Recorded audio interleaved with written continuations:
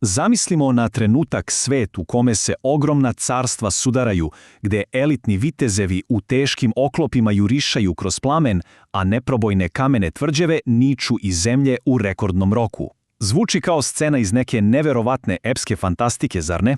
Ali, pazite sad, ovo je stvarna istorija. Zato danas uranjamo u ovu priču, kako bismo otkrili zadivljujuću sagu o srpskoj despotovini. To je bila država koja je, baš poput zmaja, prkosila nadmoćnim silama i borila se za goli opstanak, priklještena između dva kolosalna srednjovekovna carstva.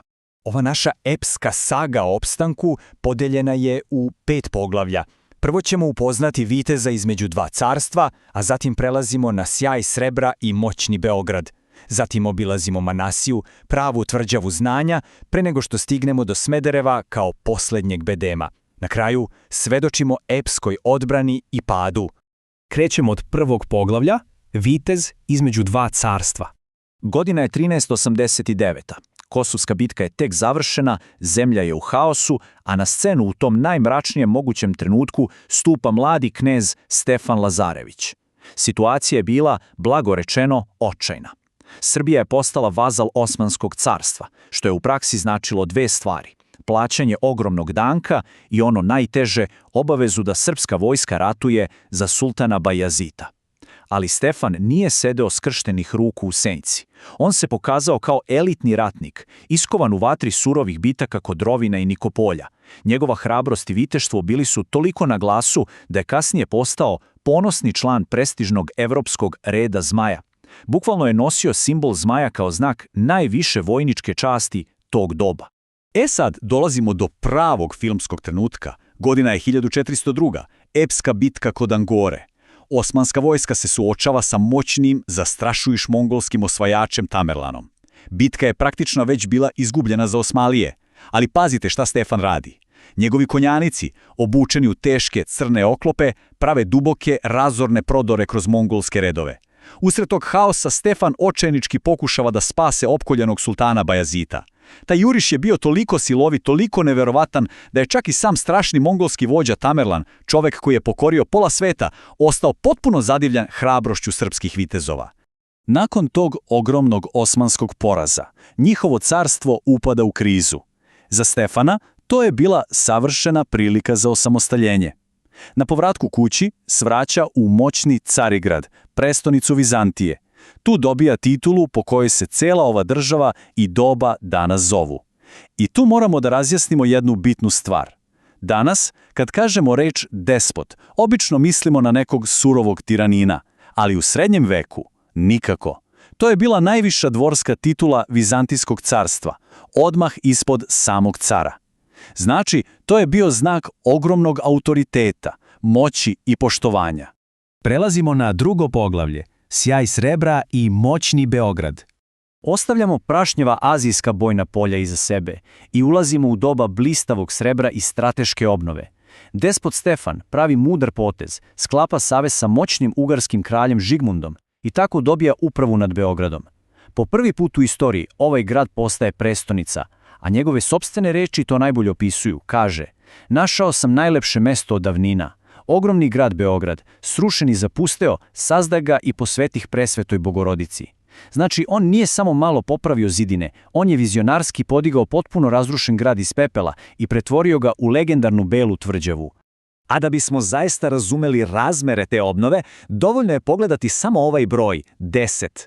Stanovništvo grada, kao i cela površina branjena tvrdim zidinama, uvećali su se čak 10 puta tokom njegove vladavine. Beograd je preko noći postao jedno od najbolje branjenih mesta u celom ovom delu Evrope. Ali dobro, verovatno se pitate, kako se sve to finansiralo? Odakle novac za masivne zidine i elitne oklopljene vitezove? Odgovor leži doslovno ispod zemlje. Desio se ogroman privredni procvat, a motor tog procvata bilo je Novo Brdo, najveći rudnik srebra u tadašnjoj Evropi. Da bi se u tom neverovatnom bogatstvu uveo savršen red, donet je čuveni zakon o rudnicima. Sjaj ovog kosovskog srebra bukvalno je plaćao opstanak cele države. Treće poglavlje donosi jednu specifičnu priču, Manasija, tvrđava znanja. Despot Stefan nije bio samo onaj neustrašivi vitez o kojem smo pričali, bio je i izuzetno obrazovan čovek, talentovan književnik i zaštitnik umetnosti. Ali s obzirom na surovo vreme u kojem su živeli, kultura i vojna odbrana su morale da postanu jedno. Broj 11 nam govori kako. Toliko je ogromnih, masivnih kamenih kula podignuto da zaštite njegovu najznačajniju zadužbinu, manastir Manasiju, odnosno Resavu. Ove kule nisu bile tu za ukras, ni slučajno. To je bio impresivan vojni bedem, osmišljen da slomi svaki neprijateljski napad. A unutar tih hladnih zidina dešavala se prava magija. Tu je radila čuvena Rasavska škola. Zamislimo samo taj filmski kontrast. Dok gore, visoko na kamenim bedemima, teško naoružani vitezovi napeto osmatraju horizont i paze na Turke, dole, u tišini, monasi i najučeniji ljudi užurbano prevode i prepisuju najvrednije knjige tog doba. Znanje i mač, kultura i preživljavanje stajali su rame uz rame. 4. poglavlje nas vodi na obalu Dunava. Smederevo, poslednji bedem. Kao što znamo, ni najbolji vitezovi ne žive večno. Despot Stefan iznenada umire 1427. godine, i to bez direktnog naslednika. Nebo se ponovo mrači nad despotovinom. Vlast prelazi na njegovog sestrića, despota Đurđa Brankovića, a stvari odmah idu nizbrdo. Naime, ugarski kraj se poziva na jedan raniji dogovor i traži Beograd nazad. Zamislimo taj šok. Đurać odjednom dok mu osmanska opasnost diše za vratom, gubi svoju veliku, neprobojnu prestonicu. Mora da je preda Mađarima i shvata da podhitno mora da zida novu prestonicu iz apsolutne nule. Tu kreće prava trka sa vremenom. Despot Đurać odlučuje da na Dunavu, tik uz granicu sa Ugarskom, da bi imali kakvu takvu odstupnicu, izgradi Smederevo. Obratite pažnju na ovaj tempo. 1427. se vraća Beograd, već 1428. počinju ogromni iscrpljujući radovi. I neverovatno, ali već do 1430. godine, za samo 2-3 godine, glavna masivna tvrđava je gotova. To je zahtevalo apsolutno nadljudski napor i ogromna sredstva celog naroda. I to nije bila bilo kakva na brzinu sklopljena tvrđava. Smederevo je monumentalna vodena tvrđava, čiji je dizajn, što je stvarno fascinantno, direktno iskopiran sa neosvojivih bedema Carigrada. Despot je čak doveo i glavnog arhitektu Đorđe Kantakuzina iz Vizantije da nadgleda radove. Smederevo tako postaje najmoćniji, ali i posljednji veličanstveni štit despotovine. I tako dolazimo do 5. finalnog poglavlja, epska odbrana i pad. Oluja se opasno približavala. Novo osmansko rukovodstvo rešava da konačno pregazi ceo Balkan. Na scenu stupa mladi, neverovatno ambiciozni sultan Mehmed II. Osvajač. I tada stvari počinju da padaju kao domine.